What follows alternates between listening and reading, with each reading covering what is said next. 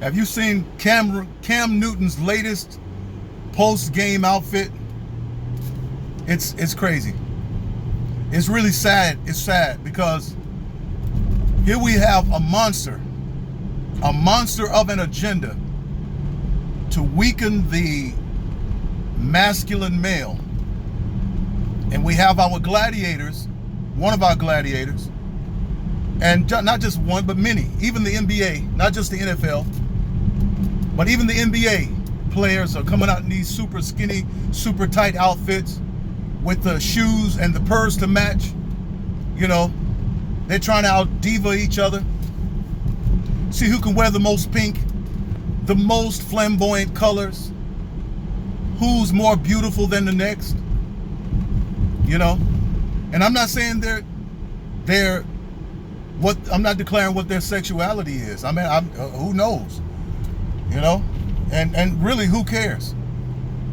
But it really hurts and confuses our young people when our men dress like women and our women dress like men. You have the WNBA, and of course they're deep into that agenda. Of course, you know. Every week you have a WNBA player coming out of the closet, and I mean it's always the mega stars and the superstars. But here you have Cam Newton coming out with this scarf around his head, looking like a new modern day Aunt Jemima, and it's just sad, man. But I've been seeing this from him for a long time. I was like, man, this is, I mean, really nobody's gonna say anything about this? The NFL was under an agenda for a long time and under attack by the LG and the rest of the letter people for a long time, and they were saying that they was bringing awareness to cancer awareness by having the players wear the pink. Well, I'm guessing their job is done now, and they no longer need to make the men, our gladiators, wear pink anymore, because they're just wearing pink just because they want to now. You know, just because they can. It's okay now. So the propaganda and the agenda, it has worked. So men are wearing pink. And they're wearing scarves. You know, and I didn't like that about Tupac either. I just thought that was weird. A man wearing a scarf around his head like the women who were coming out of slavery and who was in slavery would wear that to keep the sweat from running down their head and running down their neck and running down their clothes. But I guess they made a style out of it. And yeah, but the NFL they would have the men wear pink in October. And October is the gay coming out month. It's October 11th is gay coming out day. But October, the whole month of October, is the LGBT month. It's a celebration of that. So they chose October as the month to bring breast cancer awareness when it's a male situation.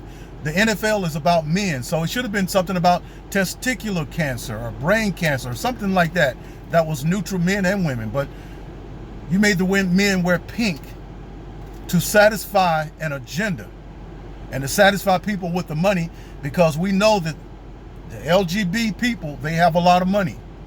They're in high places. They're in Google. They're in Twitter. You know, they own airlines. They own companies. They own the companies that have the money. People came on my channel arguing with me about who's the richest.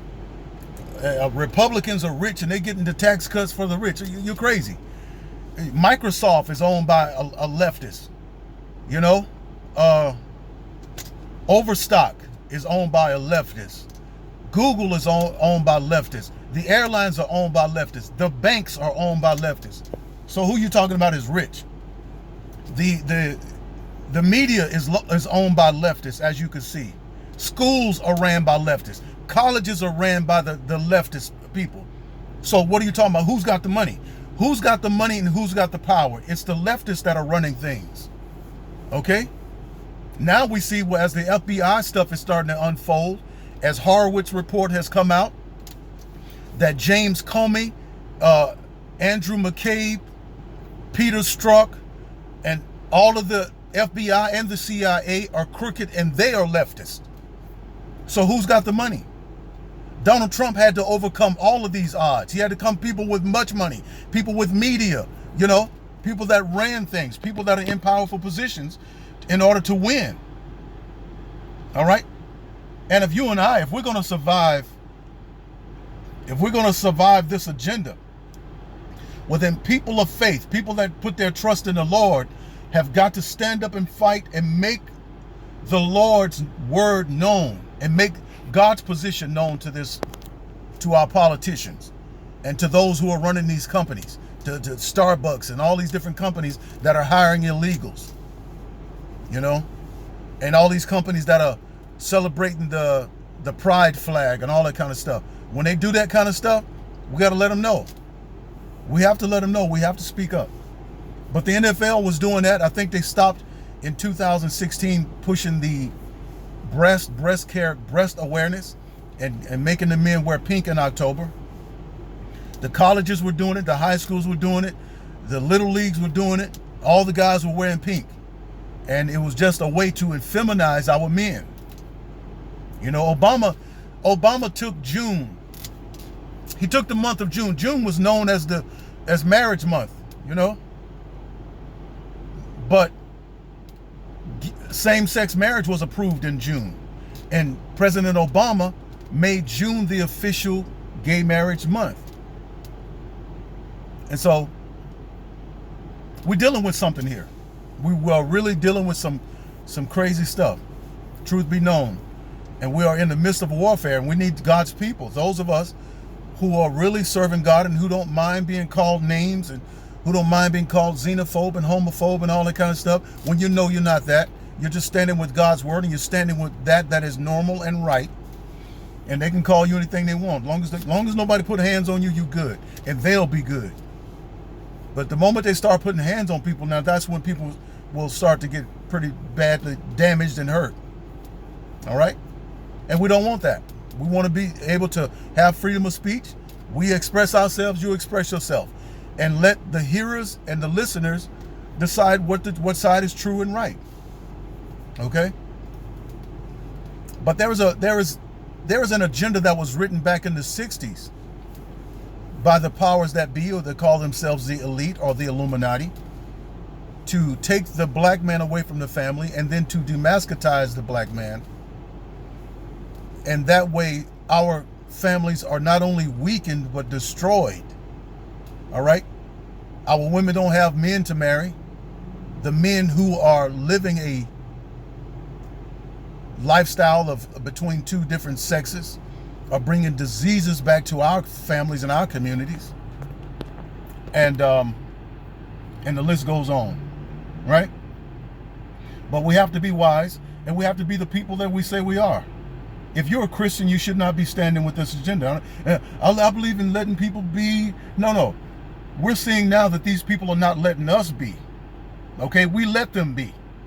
All right, we don't care about what your sex is. We don't care about what you do in your closet. That's between you and God and your mate. But when you come out and start attacking the kids, you come out trying to enforce laws against us, laws that would take our Bible away, laws that would make us pay for your sex changes. You know, laws is that you could sue us for $250,000 for misgendering you. You know. Well, now we have a problem. Now you are attacking us. Now you're showing us that you are the enemy.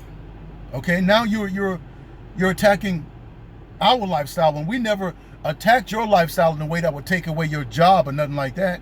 We just stood with the Bible like Chick-fil-A and just say, hey, we believe in traditional marriage between a man and a woman. But here they go on the offense and start trying to bar people from going into Chick-fil-A, or get people kicked off their jobs, or sue people. You see? Who's the enemy? Who's loving? Who's giving the other person their First Amendment right, and who isn't? Okay? Yeah. All right? If you're a mother, single mother with kids, and you have little boys, don't teach them to agree with that. Don't teach them to agree with that. Teach them that you're a young man And you're going to grow up to be a father one day.